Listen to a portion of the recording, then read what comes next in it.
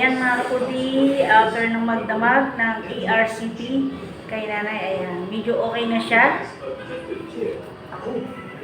At medyo madilaw pa rin siya pero nawawala-wala na. Yun lang, medyo manas yung paa niya. Ayan, minamanas. Tapos, namagana yung kamay niya. Magang-maga, parang longganisa. Nilipat na po dito yung ano ba tawag dyan? Dextrose.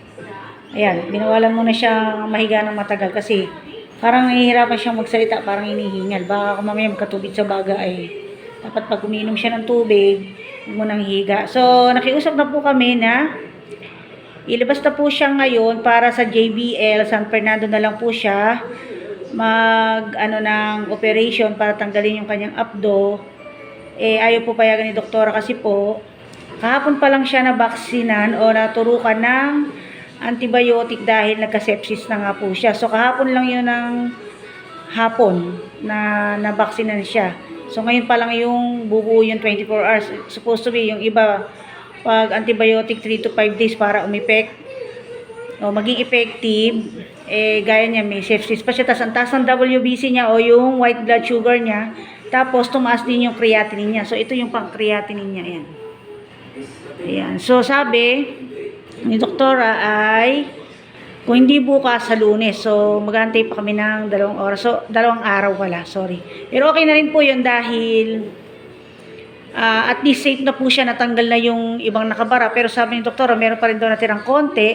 Kaya kailangan din naman talagang tanggalin yung abdo niya. At kung ayaw daw namin dito gawin yung operation, okay lang naman daw na sa JBL o sa iba.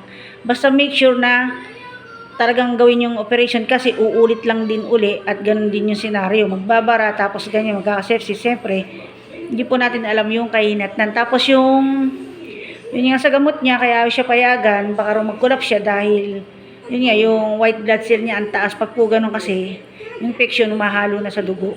Yun nga po. Tapos medyo madilaw pa rin siya. Pero ang kay naman, hindi na sumasakit yung tiyan niya. Dahil nawala na nga po yung cause ng pagbabara ng kanyang bile ng kanyang abdo. So, yun po. Yun, pero ngayon, papasin ko medyo, okay na po siya. Nakakain na siya pa unti-unti.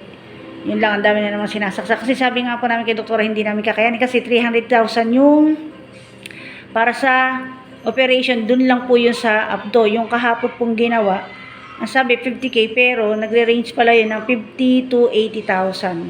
So, yun, running bill pa lang namin, magkano na. So, 2 ospital na po yung napuntahan namin ngayon, nung Wednesday ng alas 11 hanggang Thursday sa Castro po kami. Tapos dito kami lumipat ng Thursday ng 2 o'clock hanggang ngayon, Saturday. So, ayun. So, yun lang po, nag-update po ako ngayon. At ma-update ko kayo kung ano na po ang pangyayari. So, ayan. Nandito lang po tayo sa ospital. Tayo po yung personal magbabatay kasi wala namang ibang magbabatay kay nanay. Dalawa lang kami.